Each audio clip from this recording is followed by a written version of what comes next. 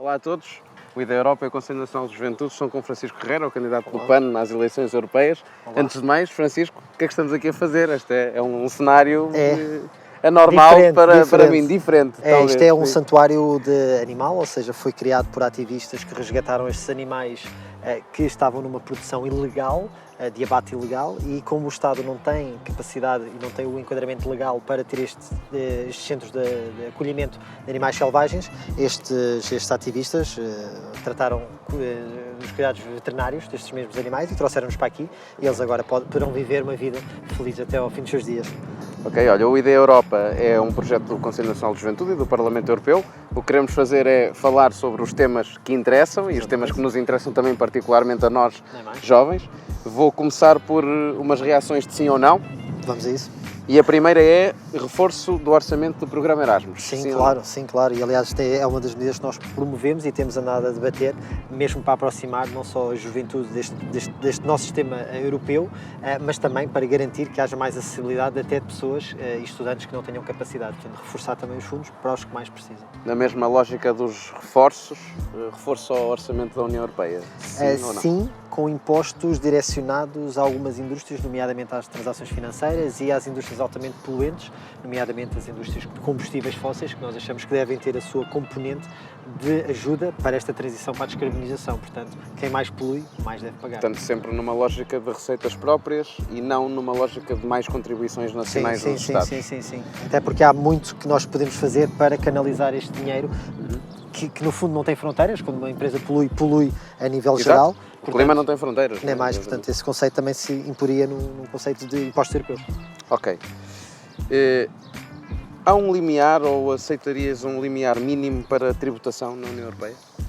Sim, uma reforma do sistema económico e monetário europeu. Poderemos pensar também, tendo em consideração que cada país tem uma dinâmica económica diferente, mas sim, é algo a ponderar. Ok. Ainda nos impostos a grandes plataformas digitais? Sim, sem dúvida.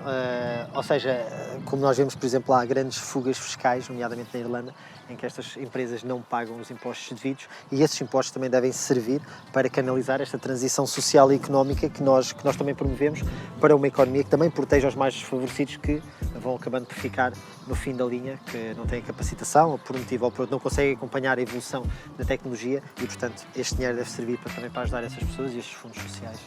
E uma coisa que já falávamos há pouco, a retirada dos subsídios à exploração de combustíveis fósseis. Sim, sem dúvida. Aliás, uma das nossas medidas é o Banco Central, o Banco Europeu de Investimentos, não financiar este tipo de indústrias e haver, obviamente, uma alocação destes recursos, nomeadamente na PAC, na Política Agrícola Comum, que é um grande fomentador da poluição geral, porque subsidia direta e indiretamente a indústria agropecuária, que é hoje em dia uma das grandes indústrias poluentes da União Europeia, que, se nós verificarmos no último orçamento, são cerca de 20%, e estamos a falar de 32 bilhões de euros que são direcionados para estas indústrias altamente poluentes, e nós achamos que esse dinheiro deve ser direcionado para outros modos de produção, nomeadamente a expansão da agricultura biológica na Europa. Ok, mais dois sim ou não. O primeiro, forças militares da União Europeia, sim ou não? De modo algum, achamos que não é necessário. Nós temos que trabalhar para uma unificação do sistema de defesa, mas com os nossos próprios sistemas militares, e, obviamente, reforçar sempre tudo o que tenha a ver com a prevenção. Portanto, mais do que tentarmos combater depois os problemas, tentar prevenir-nos, garantindo, obviamente, todas as liberdades que as nossas democracias devem ter, nomeadamente a liberdade individual e a proteção dos dados. E numa última, subsídio de desemprego europeu, sim ou não? Seria interessante, até porque vivemos em Estados sociais, e seria interessante tentarmos cativar esse tipo de desenvolvimento, mas lá está, é uma arquitetura que tem que ser formalizada, e certamente que haverá alguns grupos, algumas famílias que não estarão muito sensibilizadas, mas da nossa parte estaremos obviamente abertos a discutir o tema. Ok, agora umas perguntas de resposta um bocadinho mais abertas, e a primeira que eu tinha para te fazer é sobre as prioridades, ou seja, imaginando que tinhas estado na legislatura anterior, qual é que teria sido a tua prioridade, o teu momento alto da legislatura? Teria sido o que foi também, nomeadamente no Parlamento Europeu, ou seja, tornar as temáticas em torno das alterações climáticas como ponto central da nossa política. E achávamos que poderia já ter sido declarado o estado de emergência climático na União Europeia, e que a economia se direcionasse para uma transição para uma economia descarbonizada, em que criássemos empregos realmente verdes, em que não fomentássemos, como vocês também nos parece que estão alinhados a estas indústrias altamente poluentes, e que criássemos aqui uma dinâmica em que se incluísse também os jovens, porque os jovens estão muito dinamizados na nova era digital e têm ideias muito boas, mas muitas vezes falta este tipo de financiamento e, portanto, este dinheiro existe, dinheiro tem que ser alocado. Ainda no Parlamento, se olharmos para o Parlamento, para as várias famílias políticas, qual seria nós vamos entrar nos verdes europeus, portanto sou a família que mais defende o ambiente, os direitos humanos, que tem também abertura para aprofundar alterações legislativas no que concerne os direitos de todos os animais, portanto é a família que mais se aproxima da nossa visão, sendo que obviamente não concordamos em tudo, mas temos muitas variáveis em comum.